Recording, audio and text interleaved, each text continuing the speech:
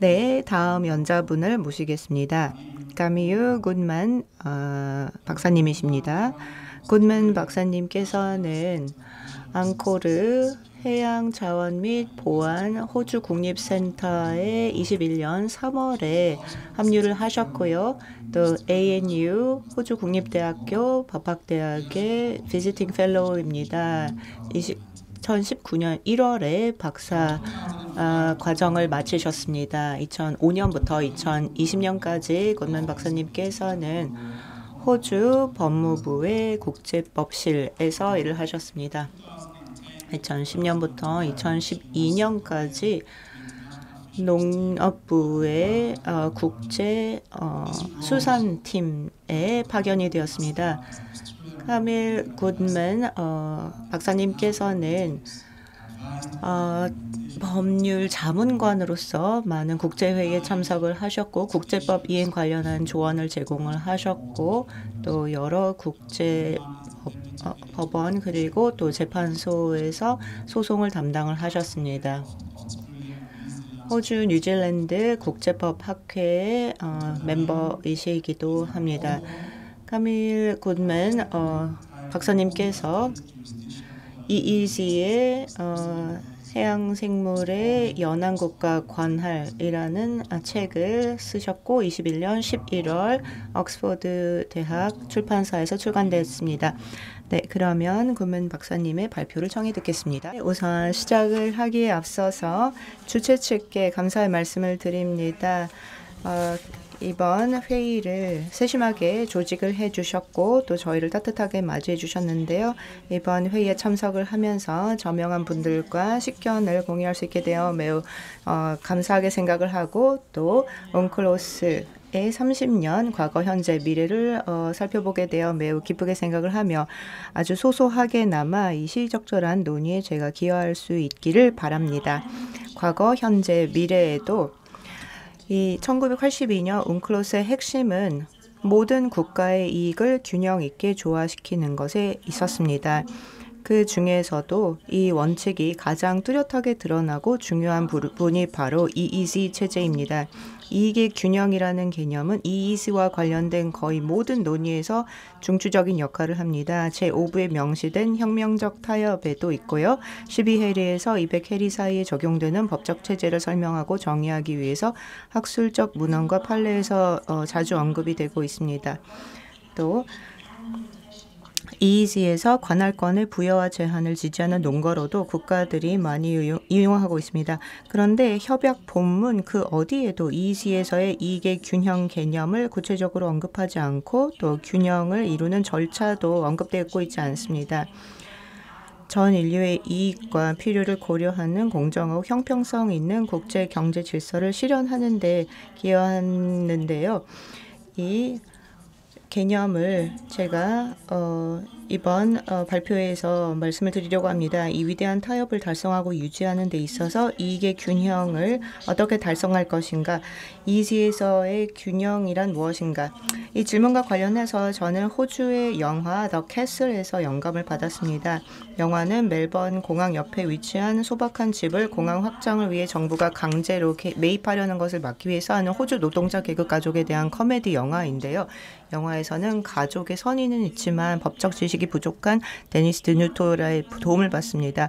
영화 가장 유명한 장면 중에서 데니스 변호사는 가족의 집 강제 매입을 반대하는 주장을 하려고 하지만 관련 법률에 대해서 상세한 지식이 없어서 결국은 다음과 같은 말을 합니다. 그래서 판사가 논거가 뭐냐라는 질문을 받으니까 그건 법이에요. 정의예요. 그냥 느낌이에요. 이렇게 답을 했는데 이게 호주 대중문화에서는 밈이 되고 있습니다. 법적 논거가 견고한 법적 근거보다는 옳고 그름에 대한 감각에 기반할 수 있다는 점을 풍자하고 있습니다. 그리고 또 변호사도 좀 놀림감으로 다루고 있는데요. 하지만 이 대사는 제가 오늘 제기하는 EEZ에서의 이 균형이라는 질문의 관련성을 강조하는 데도 유용합니다. 우리 모두 이게 균형이 무엇인지 알고 있고 무엇이 옳고 정의로운지 감각을 가지고 있는데 이것을 법적으로 어떻게 설명할 수 있을까요? 그러면 EEZ에서의 이익의 균형이란 무엇일까요? 간단히 살펴보면 이제 그냥 표면적으로는 간단한 질문처럼 보입니다. 결국 연안국의 배타적인 이익, 이것은 주권적 권리와 관할권으로 표현이 되고 있습니다. 이는 제56조에 명시되어 있고요. 그 다음에 기타 국가의 포괄적 이익. 이는 항해, 상공비행, 해저 케이블 및 파이프라인 설치 등과 같은 국제적으로 합법적인 바다 사용의 자유. 이는 제58조에 표현이 되어 있습니다. 하지만 이런 틀의 겉보기 단순함은 몇 가지 중요한 복잡성을 숨기고 있습니다. 어떤 이익이 이 균형에 관련되는가? 이런 이익은 어떤 과정을 통해 이 균형을 이루는가? 실제 사례에서 이는 어떤 모습일까? 특히 이 균형은 고정된 것인가? 아니면 시간이 지나면서 변할까? 질문을 하나씩 살펴보겠습니다. 과거, 현재, 미래라는 순서로 살펴보도록 하겠습니다. 첫 번째 질문. 이익에서 균형을 이루어야 하는 이익은 무엇일까요? 많은 그런 저자분들이 인용이 되었는데요. 은클로스 3에서의 초대 의장은 다음과 같이 얘기를 했습니다. 분쟁 해결 절차는 이 섬세한 타협의 균형을 유지하는 중심축이 될 것이다. 그렇지 않으면 이 타협은 빠르고 영구적으로 무너질 것이다 라고 했습니다. 이 첫 번째 질문에 대한 답을 찾기 위해서 저는 협약 제15부에 따라서 이런 중심적 역할을 수행하도록 지정된 국제법원과 중재재판소의 판례를 검토하는 것이 적합하다고 생각을 했습니다. 이 질문에 대한 우리 접근 방식이 과거에서 현재로 어떻게 진화했는지를 보여주는 판례의 네 가지 중요한 지점을 강조해 드리겠습니다. 첫 번째, 국제해양법재판소의 초기 판례에서 반복적으로 등장하는 주제 중에 하나입니다. 어선과 선원의 신속한 석방 절차입니다. 1997년 사이가 사건에서 2007년 토미마루 사건까지 신속한 석방 절차에서 이익 균형을 어떻게 적용해야 하는지에 대한 질문은 재판소의 주요 논의 주제였습니다. 제73조가 또 292조가 요구하는 이익 균형은 이틀로스가 다룬 모든 신속한 석방 사건에서 어떤 식으로든지 언급이 됐지만 2000년 몬테컨풀코 사건에서 제시된 표현이 이후 사건들에서 일반적인 참고점이 되었습니다. 몬테컨풀코 사건에서는 이렇게 나오고 있습니다. 제73조는 두 가지 이익을 식별한다. 한편으로는 연합국이 자국이 채택한 법률과 규정을 준수하도록 보장하기 위해 필요한 적절한 조치를 취할 수 있는 이익이며 다른 한편으로는 기국이 억류된 자국 선박과 선원을 신속히 석방할 수 있도록 보장하는 이익이다. 이 조항은 두 가지 이익 간의 공정한 균형을 이룬다. 라고 나와 있습니다. 이 표현은 이원적이고 매우 구체적입니다. 신속한 석방과 관련해서 고려해야 하는 이익은 오직 이 두 가지입니다. 이 두 가지는 모두 권리의 형태, 법률 및 규정 준수 보장 권리와 선박 및 선원의 석방 보장 권리로 정의됩니다. 이러한 제73조 하에서의 연합국과 기국 간 이익 균형에 대한 접근 방식은 기국의 이익을 부당하게 선호한다. 그리고 이지 체제의 적절한 맥락을 고려하지 않았다라는 비판을 받고 있습니다. 즉, 연합국과 기국 모두가 권리뿐만 아니라 의무도 가진다라는 점을 간과하고 있습니다.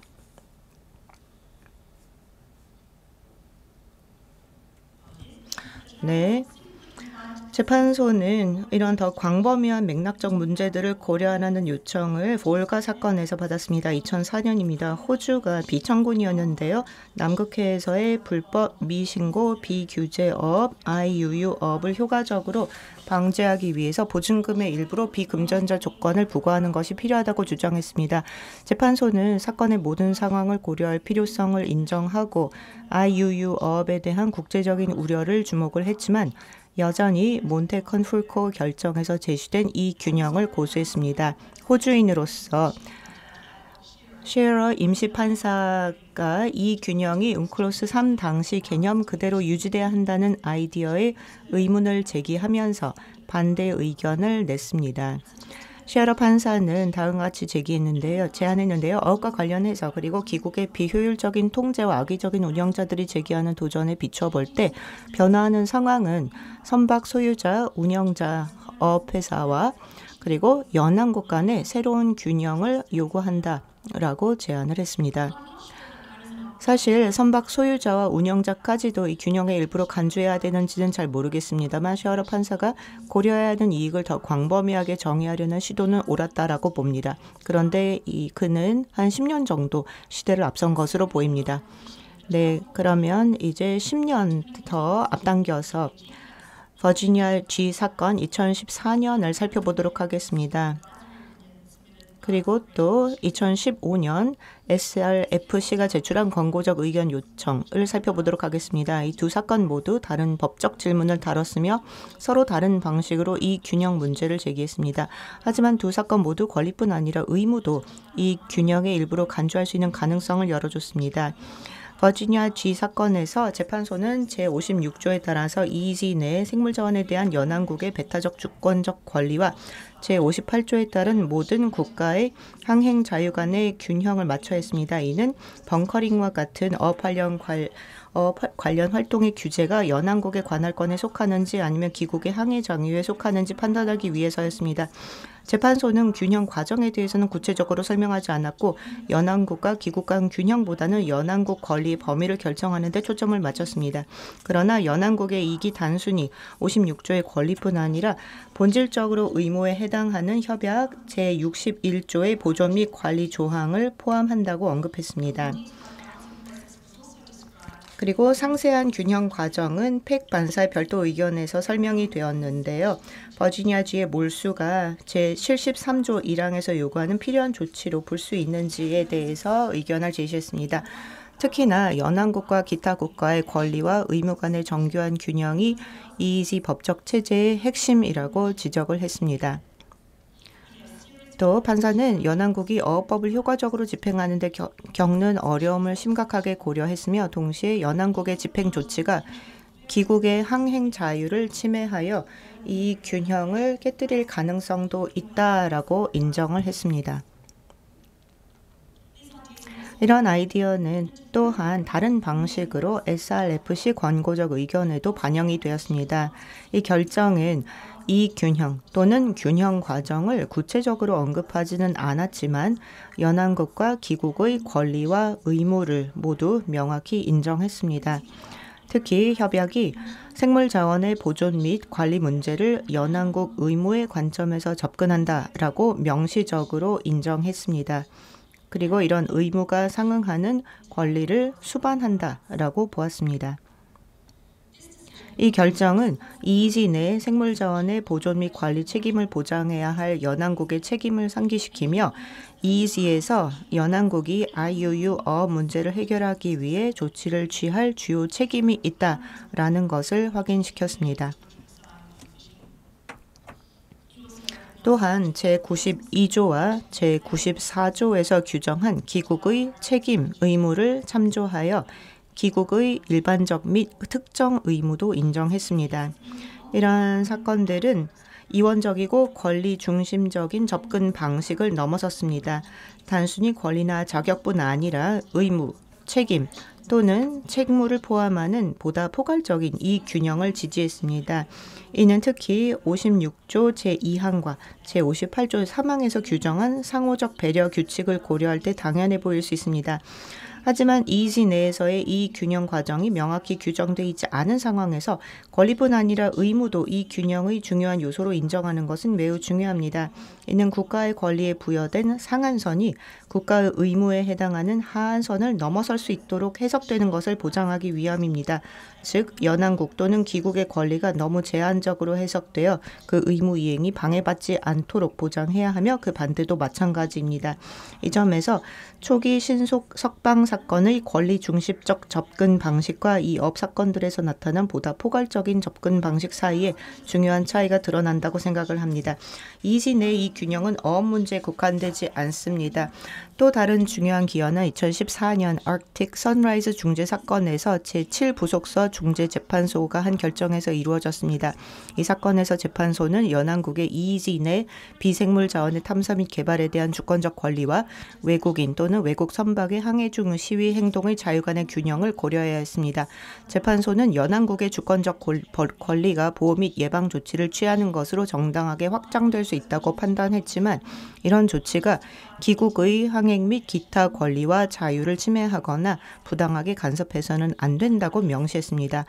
다른 사례와 마찬가지로 이 판결은 이익의 균형이라는 용어를 명시적으로 쓰진 않았습니다만 재판소는 다음과 같은 상황을 예방하기 위해서 연안국이 조치를 취하는 것이 합리적이라고 구체적으로 명시했습니다. 협약에 따라 채택된 연안국 법률의 위반, 인명 및 장비, 시설 손상을 초래할 수 있는 위험한 상황, 부정적인 환경적 결과 또는 필수 작업의 지연 또는 중단.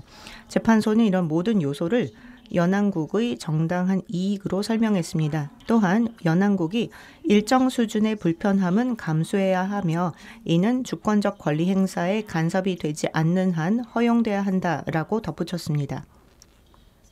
이 사건은 어업 사건에서 보인 권리와 의무라는 틀을 한 단계 더 확장해서 연안국과 기국의 권리와 의무에서 파생되지만 그 외에도 포함될 수 있는 정당한 이익이라는 더 광범위한 범주를 보여줬습니다.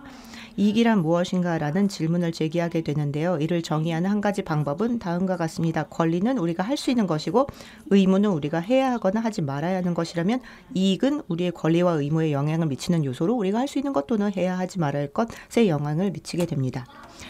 마지막으로 논의할 사례는 2015년 최고스 중재 사건입니다. 이 사건도 데븐포트 교수님께서 이전 세션에서 말씀을 해주셨는데요. 이 사건은 이전 사례와는 달리 이익의 균형을 명시적으로 언급을 했습니다. 그런데 초점은 어업이나 석유, 가스가 아니라 해양보호구역 선언과 관련된 것이었습니다. 초점은 연안국의 주권적 권리의 범위가 아니라 연안국 의무, 특히 제56조 제2항의 상호적 배려 의무의 요구사항에 있었습니다. 이 맥락에서 재판소는 보편적인 행동 규칙을 찾는 것은 거부하긴 했지만 협약이 요구하는 배려의 정도를 결정하기 위한 명확한 과정을 제시했습니다. 이 과정은 사실상 균형 과정이며 상호적 배려의 특성 때문에 연안국과 기국에 동일하게 적용 가능한데요. 다음 요소에 따라 배려의 정도를 결정합니다. 기국이 가진 권리의 성격과 중요성, 연안국이 계획 중인 활동의 성격과 중요성, 예상되는 기국 권리 침해의 정도, 그리고 대체 접근법의 가용성입니다. 재판소는 또한 이런 과정을 평가할 때 대부분의 경우 권리를 가진 국가와 최소한의 협의 과정이 필요할 것이라고 언급했습니다. 이는 균형을 이루는 과정입니다. 그리고 또 이 상호 배려 의무에 따라서 적용을 할 수 있는데요. 이제 특정 상황에서 관련 권리, 의무 및 기타 이익의 조합을 평가하고 균형을 이루기 위해서 수행해야 하는 과정이 있습니다. 그리고 또 다른 대체적인 절차가 있는지를 살펴보게 됩니다. 과거를 살펴봤고 또 어떤 이익을 이시에서 균형을 이루어야 하는지를 살펴봤는데요. 이제 일관성 있는 그런 과정을 살펴볼 수가 있습니다. 그래서 이 균형을 이룰 수 있는 과정을 맞추기 위해서 법리에서 살펴본 것들을 가지고 3단계를 진행을 해보도록 하겠습니다. 어디서 이런 이 균형이 이루어질 수 있는가, 각각의 이시에서 발생할 수 있는 그런 이슈에 대해서요. 그래서 이거는 또 다른 실험적인 접근이라고도 생각할 수 있습니다. 첫 번째 단계는 특정 관할권 주장이 연안국의 권리와 의무 간의 관계에서 어떤 영향을 미칠지를 고려하는 것입니다. 이는 이원적이지만 신속 석방 사건에서의 이원성과는 다릅니다. 이 단계 목적은 다음 요소를 평가하는 것입니다. 연안국 권리의 성격과 중요성이요. 예를 들어 연안국이 할 수 있는 일뿐만이 아니라 이런 권리 행사를 방해할 수 있는 정당한 이익이 무엇인지를 평가하고요. 또한 연안국 의무의 성격과 중요성도 봅니다. 연안국이 해야 하는 일 또는 하지 말아야 하는 일, 또 의무 및 금지사항, 그리고 이런 권리나 의무에 대한 잠재적인 침해를 평가합니다. 이 단계를 먼저 수행하는 이유는 연안국의 권리가 너무 제한적으로 해석돼서 의무를 이행하지 못하거나 반대로 의무가 너무 과중하게 해석돼서 권리를 행사하지 못하는 상황을 방지하기 위해서입니다. 예를 들어서 SRFC 권고적 의견에서 연안국이 이시 내에 IUU업을 예방, 억제 및 제거할 주요 책임이 있다라고 언급된 점을 고려했을 때 IUU업 선박에 대한 조치를 취할 수 있도록 연안국의 권리가 충분히 폭넓게 해석돼야 할 것입니다. 두 번째 단계는 다른 국가들의 권리와 의무를 유사한 방식으로 평가하는 것입니다. 여기서 가장 중요한 것은 기국의 이익이겠지만 관할권 주장, 조치 또는 행동이 다수의 국가 또는 심지어 모든 국가의 선례의 형태로 영향을 미칠 수 있다는 점을 고려해야 합니다. 이 경우에는 다른 국가들의 이익도 살펴봐야 합니다. 그리고 또 이 의무까지도 살펴봐야 합니다. 해야 할 것, 하지 말아야 할 것, 그리고 또 잠재적으로 이런 권리나 의무가 침해돼서 이 행동을 취하지 못하는 것까지도 고려해 봐야 합니다. 마지막으로 앞에 두 평가 결과를 서로 비교하고 균형을 맞춰야 합니다. 최고수 중재 사건에서 제안했던 방식입니다. 시점에서 특정 유형의 균형 조정 또는 관할권 주장에 따라 기타 요인이 고려될 수 있습니다. 어떤 상황에서는 타국의 이익에 더 적은 영향을 미치는 대안적인 방안을 모색하는 것이 필요할 수도 있습니다. 또 다른 상황에서는 최거스 중재 사건에서 재판소가 지적한 것처럼 협의 과정이 요구될 수도 있습니다. 또한 특정 행동이나 조치가 제한되거나 실행된 상황과 방식 또는 국제사회 전체의 이익을 고려하는 것이 중요할 수 있습니다. 버지니아 쥐 사건에서 팩 판사가 제안한 것처럼 그럴 수도 있습니다.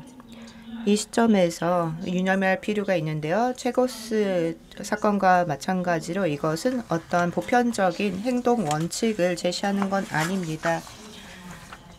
그리고 사람들마다 의견의 차이가 있을 수 있습니다. 그리고 누구의 의무, 누구의 권리가 더 중요한가를 판단하기 어려울 수도 있습니다. 바로 그렇기 때문에 재판소와 또 재판 판정부가 있는 것입니다. 예측 가능한 그런 절차를 통해서 모든 권리와 의무가 다 고려되고 평가되도록 해야 할 것입니다. 네, 그러면 미래를 살펴보도록 하겠습니다. 이 틀이 실무에서 구현이 됐을 때 어떤 모습을 띨지 살펴보도록 하겠습니다. 예를 하나 들어드리겠습니다. 슐도 교수님이 말씀하신 것입니다. 하지만 지금은 많이 논의되고 있지 않은 바로 해상풍력발전소 주변의 항행 규제를 예로 들겠습니다. 이게 왜 중요할까요? 2013년 전 세계에 해상된 해상풍력발전소는 7기가와트였는데 3년 후에는 14기가와트로 다시 3년 후에는 28기가와트로 2배씩 증가했습니다. 22년 말에는 전 세계적으로 63기가와트 해상풍력발전소가 설치됐고 이 추세는 계속될 것입니다. 넷제로를 2050년까지 달성하기 위해서는 2000기가와트 해상풍력 발전소 설치가 필요합니다. 그렇게 하기 위해서는 지금 현재 설치된 발전 용량의 32배, 즉 3200% 증가가 필요합니다. 그렇게 하기 위해서는 20만 개 풍력 터빈이 필요합니다.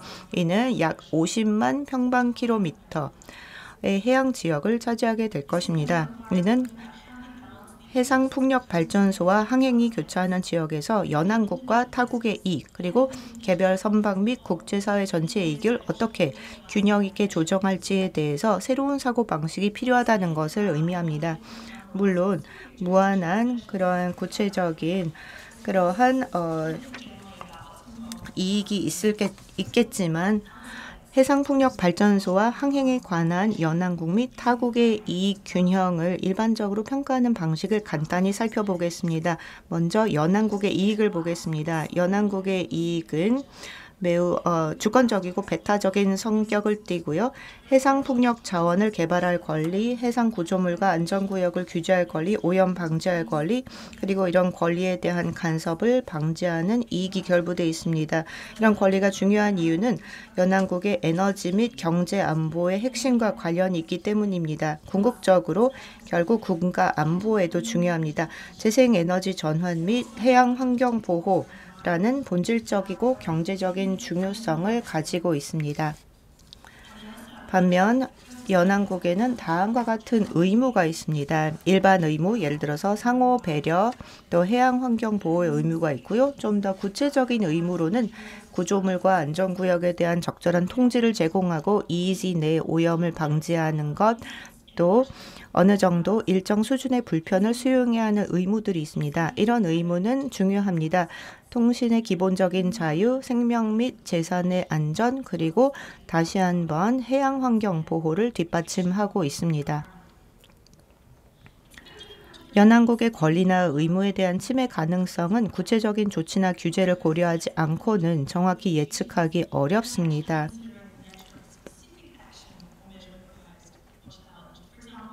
예를 들어서 만약에 연안국이 500제곱킬로미터의 풍력 발전소를 통과하는 모든 항행을 금지하려는 제한과 특정 조건 하에서 특정 선박의 통행을 제한하려는 제한은 고려 사항이 다를 것입니다. 일반적으로 권리 또는 의무에 대한 침해는 유사할 것입니다.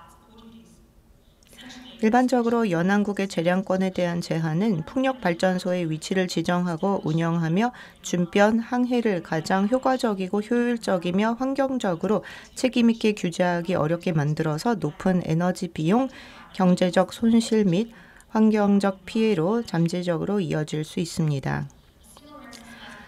비슷한 평가를 타국의 이익에 대해서도 해볼 수 있을 것입니다. 여기서는 기국이 있겠지만 아무래도 항해하는 선박을 보유하고 있기 때문에요. 아니면 이런 규제가 다른 지역에 미칠 선례적인 효과 때문에요. 하지만 타국에는 다음 역할에서도 관련될 수 있습니다. 연안국이 생산 및 수출하는 에너지를 소비하는 국가, 아니면 해양 환경, 에너지 전환, 해운 비용에 관심이 있는 국제사회의 일환 에너지 그리고 또 그런 해적 케이블을 이용하는 국가들이 있을 수 있습니다. 기본적으로 타국이 보호받는 권리는 항행의 자유 제58조에 있습니다. 이게 아크틱 선라이즈 사건에서 확인된 시위 권리도 포함되어 있습니다. 국제항해의 필수적인 해로 사용에 대한 간섭 금지 제60조, 기국의 선박에 대해 관할권을 독점적으로 행사할 권리가 있습니다. 연안국의 의무와 밀접하게 관련된 권리들입니다. 통신의 기본적 자유와 생명 및 재산의 안전을 뒷받침하기 때문에 중요합니다. 그런데 또 항해의 효율성, 시간이나 경제적 비용, 환경적 비용을 포함해서 추가적인 이슈로 등장할 수도 있습니다. 타국의 의무는 연안국과는 약간 다를 수가 있습니다. 타국의 의무는 상호 배려의 의무, 오염 방지의 의무, 또한 연안국 법률 준수, 그리고 안전구역 및 항행규칙 존중하는 의무가 있습니다. 또 기국 책임을 효과적으로 수행할 의무도 있습니다. 이러한 의무는 권리와 상호 보완적입니다. 사실 타국의 이익 침해 가능성은 구체적인 규제를 고려하지 않고는 예측하기는 어렵지만 일반적으로 높은 비용을 치르게 될 것입니다. 왜냐하면 풍력발전소 주변을 우회하는 항로로 인해서요. 그 다음에 낮은 이윤과 높은 배출량이 생길 것입니다. 그리고 생명 및 재산에 대한 위험 증거와 보험 비용 상승이 있을 것입니다. 그러면 세 번째 단계에서 연안국과 타국의 이익을 어떻게 서로 균형 있게 조정해야 할까요? 연안국과 타국의 권리 및 의무를 요약하면 주권적 권리와 기국의 자유, 해양 환경 보호, 생명 및 재산의 안전 간의 중첩적인 이익이 드러나고 있습니다. 그리고 개별적인 이익도 고려해야 합니다. 예를 들어 연안국의 경우에는 주요한 해양 기반 시설 보호 및 재생 가능 에너지 생산과 관련된 이익이 있고, 또 타국의 경우 항행 효율성과 해운 비용 증가 가능성이 있습니다. 또 여러 다양한 X 요인들을 이 균형 과정의 일부로 고려해 볼 수가 있습니다. 누가 균형을 이루고 있는가, 또 어떤 조치나 행동이 취해졌는가에 따라서요. 그래서 이시 내 균형, 이게 균형이란 무엇인가 라는 질문으로 들어왔을 때 물론 그게 법이고 정의고 감각이라고 생각하지만 좀 더 체계적으로 접근할 수 있다고 생각을 합니다. 이 접근법은 모든 상황에 적합하지 않을 수도 있습니다. 이는 보편적인 행동 규칙이 아닙니다.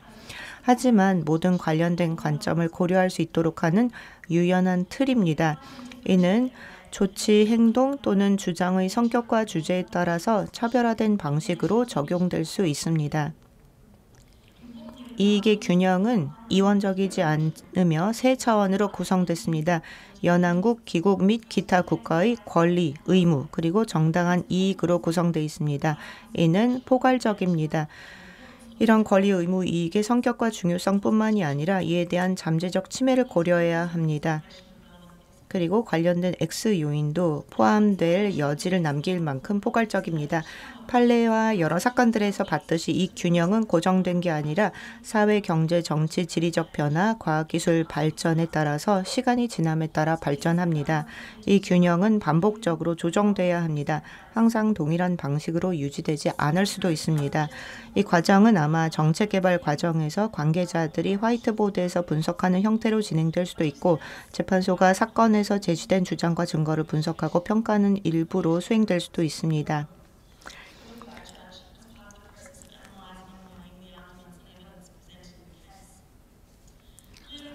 분명히 이 틀은 만능 해결책이나 완전한 해결책은 아닙니다. 하지만 이 틀이 이론적인 출발점으로 사용되기만 해도 그 어떤 사건이든 간에 협약에 내재된 타협을 유지하는 데 기여하는 방식으로 연합국과 기국 그리고 모든 국가의 이익을 균형 있게 조정할 수 있는 포괄적인 과정을 제공할 수 있을 것입니다. 감사합니다. 대단히 감사합니다. 굿만 박사님.